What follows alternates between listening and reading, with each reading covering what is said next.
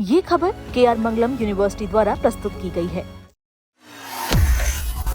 इस बार अरुणाचल और असम में फ्लड बहुत ज़्यादा आया, क्योंकि एक ही रात में 200 मिलीमीटर से ज़्यादा एक ही समय में गिरा है, इसलिए काफ़ी नुकसान हुआ है।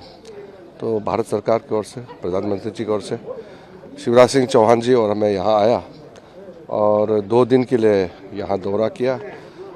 अभी अरुणाचल पोर्शन लगभग कंप्लीट हो गया, अभी असम जाएंगे। तो शिवराज जी और मैं अरुणाचल का अभी पासीघाट में आया, फिर कई पेंजिंग साइट में, बाकी का तो कल रात में रिव्यू ले लिया। इंफ्रास्ट्रक्चर को बहुत नुकसान हुआ है, कुछ जाने तो गए हैं, लेकिन इंफ्रास्ट्रक्चर विशेष करके रास्ता और इलेक्ट्रिक सप्लाई, पानी सप्लाई बहुत नुकसान हुआ है, तबाही हुआ है। इसलिए जो भी उचित मदद है केंद्र सरकार से मदद करेंगे। अभी होम मिनिस्ट्री में यहाँ से रिपोर्ट जाएंगे, तो हम यहाँ आश्वासन दिया है सबको कि चिंता ना करें, भारत सरकार मदद करेंगे। तुरंत जो राहत है वो तो स्टेट गवर्नमेंट की ओर से और भारत सरकार का मिल करके जो SDRF होते हैं और NDRF का जो फंड होते हैं उससे भी ऑलरेडी दिए हैं, और यहाँ के जिला प्रशासन वगैरह भी लगे हुए हैं। जितना जो पर्टिकुलर जो घर नुकसान हुआ है या खेत या जितना भी जो प्रॉपर्टी नुकसान हुआ है उसका भी पूरा आंकलन कर रहे हैं।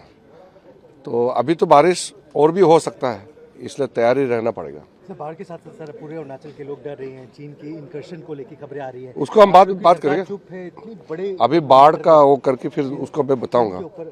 नहीं, बोलेंगे, मिक्स नहीं करना। अभी बाढ़ का समय में बाढ़ का वो। सर, हमने अभी देखा है कि आपने लोकल से भी बहुत बात किया, दोनों मंत्रियों ने और हमारे चीफ मिनिस्टर ने। लोकल्स ने क्या दुख दर्द सर आपके साथ बात? नहीं, लोकल का तो सबसे दुख क्या है, वो घर जब जाते हैं उसका सबसे ज़्यादा दुख होता है।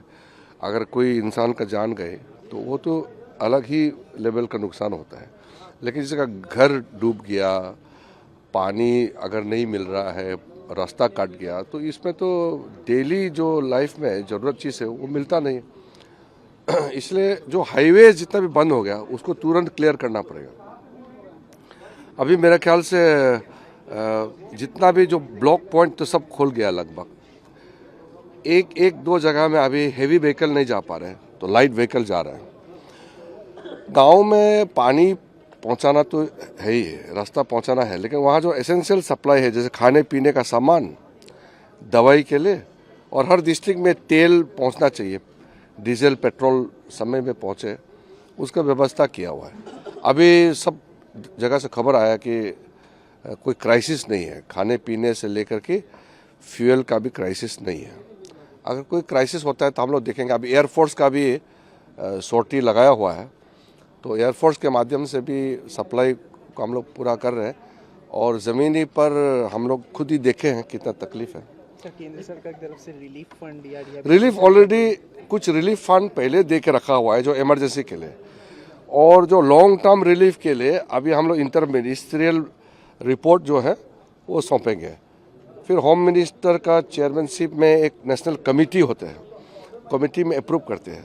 वो प्राइम मिनिस्टर साहब ने ऑलरेडी फंड्स एलोकेट किया हुआ है, वो जो इमीडिएट रिलीफ के लिए वो तो तुरंत मिल जाते हैं, लेकिन जो लॉन्ग टर्म है उसके लिए रिपोर्ट तैयार करना पड़ेगा। हाइड्रो पावर बन रहे हैं पूरे स्टेट में, कल को खतरा नहीं होगा कि जैसे जगह जगह भी आपदा? कई जगह में जो डैम होता है उसका वजह से फ्लड को कंट्रोल करता है, वो कई जगह में वो डैम करता है फ्लड को रेगुलेट करने के लिए। कई जगह में ऐसे, हमारे यहाँ तो हाइड्रो पावर भी है और मल्टीपर्पज़ भी है।